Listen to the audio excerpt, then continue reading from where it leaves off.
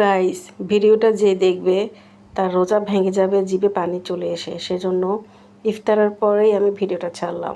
আসসালামু আলাইকুম, কেমন আছেন আমার প্রিয় ভাই বোনেরা? আশা করি সবাই ভালো আছেন। তারপরেই তো একটু বড়ি ভর্তা বানাবো, খুব খেতে ইচ্ছে করতেছিল যে ইফতারের পরে খাবো। এই বছর তো বড়ি ভর্তা খাওয়াই হয়নি। তো আমার শাশুড়ি বাড়ি থেকে কিছু বড়ি পাঠিয়েছিল। বড়িগুলো এত পরিমাণ টক, তো দুটা বড়ি খেয়ে তো আমার দাদার অবস্থা খুবই খারাপ। তো সেই জন্য ভাবলাম ভর্তা বানাবো, ভর্তা বানালে খাওয়া হয়ে যাবে। তো আমাদের গাছে মাশাআল্লাহ অনেক কাঁঠালের মুচি এসেছে, তো ভাবলাম মুচি দিয়েই ভর্তাটা বানাবার। অনেক দিন ধরে আমার এই মুচি দিয়ে ভর্তা খুব খেতে ইচ্ছে করতেছিল। এই বছর কিন্তু আমি বড়ি ভর্তা এভাবে এখনও খাইনি। তো এই যে আজকে বানালাম ভর্তাটা। তো ছাদে চলে আসলাম কিছু কাঁঠালের মুচি নেওয়ার জন্য মেয়েটাকে নিয়ে। আর আমার মেয়েটা তো এদিক ওদিক ছোটাছুটি করতেছে, তো আমি এই যে বেছে বেছে নিচ্ছিলাম। আমাদের গাছে একদম মুচি এসে ভরে গেছে, অনেকগুলো কাঁঠাল গাছ, কিন্তু কাঁঠাল তো ধরে না, মুচি তো আসে। তো এই যে আমি এই কয়টা নিয়ে নিলাম। তো ভর্তা বানালে আসলে এমনিতেই খাওয়া যায়, কিন্তু কামড় দিয়ে খেতে পারি না, এত টক, দাঁত সহ টক হয়ে যায়। আর কাঁঠালের মুচিগুলো এত সুন্দর, একদম কচি কচি ছিল। তো এগুলোকে কিন্তু আমি ভালো মতো ধুয়ে একদম কুচি কুচি করে কেটে নিব, তারপর ভর্তাটা বানাবো। আর আমার প্রিয় বন্ধুরা, আপনারা যারা ভিডিওটা দেখবেন দয়া করে স্কিপ না করে পুরো ভিডিওটা একটু কষ্ট করে দেখে নেবেন। আর যারা এখনও লাইক দেন নাই, লাইক দিতে ভুলে গেছেন, একটু কষ্ট করে লাইক দিয়ে ভিডিওটা শেয়ার করে দিবেন। তারপরে যে বসে গেলাম ভর্তা বানানোর জন্য। কাঁঠালের মুচিগুলো ভালো মতো ধুয়ে নিলাম, যে কিছু ধনে পাতা আছে, কাঁচামরিচ এভাবে দিয়ে বানাবো আর কি। তো আমি এগুলাকে এখন কুচি কুচি করে কেটে নিব। আর বড়িগুলো দেখতে সুন্দর না, কিন্তু খেতে কিন্তু এত মজা। টক হলেও বড়িগুলো খেতে খুব মজা। আর এটা একদম টাটকা ফ্রেশ বড়ই, বাড়ি থেকে আমার শাশুড়ি পাঠিয়েছিল। তো এবার তো বাড়িতে যাওয়া হয়নি, বড়ি খাওয়া হয়নি। তো এই যে আমার শাশুড়ি কিন্তু পাঠিয়ে দিয়েছে বড়ই, কিছু চাল, তারপর লাউ পাঠিয়েছিল। তো যাই হোক, এই যে আমি কিন্তু ভর্তা বানানোর জন্য একদম সব কিছু রেডি করে নিচ্ছি।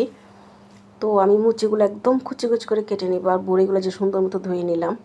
আর ভর্তাটা বানানোর পর তো একদম এত মজা হয়েছিল, কি বলবো, জিভে তো একদম আমার এখনই পানি চলে আসতেছে।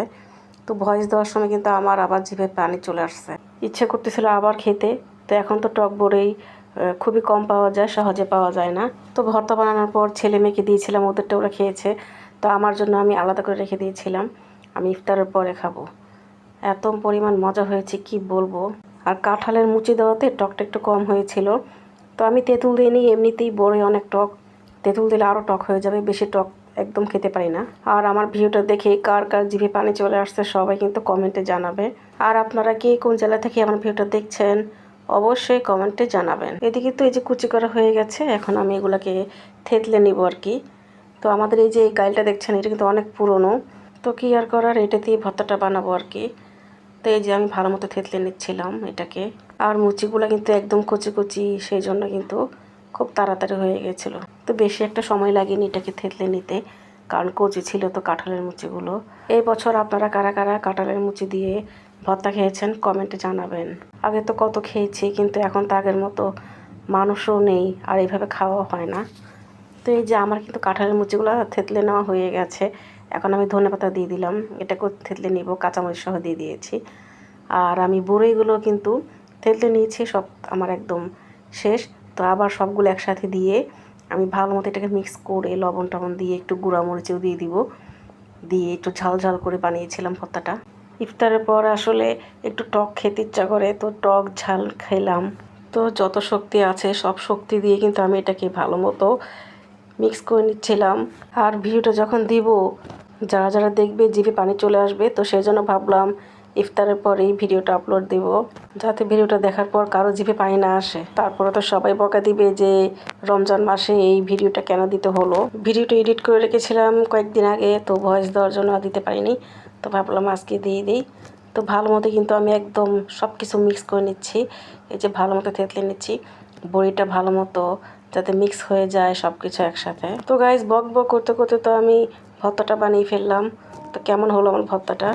ভর্তাটা বানানোর পর তখন ইচ্ছে করতেছিল একটু খেতে, তো কি আর করার, তাড়াহুড়া করে ভর্তাটা রেখে দিলাম, নাহলে জিভে পানি চলে আসতেছিল। তো গাইস, আজকের মতো ভিডিওটা এখানে শেষ করবো। এই পর্যন্ত আপনারা সবাই ভালো থাকবেন, সুস্থ থাকবেন, নিরাপদে থাকবেন, আমাদের জন্য দোয়া করবেন। আল্লাহ হাফেজ, আসসালামু আলাইকুম।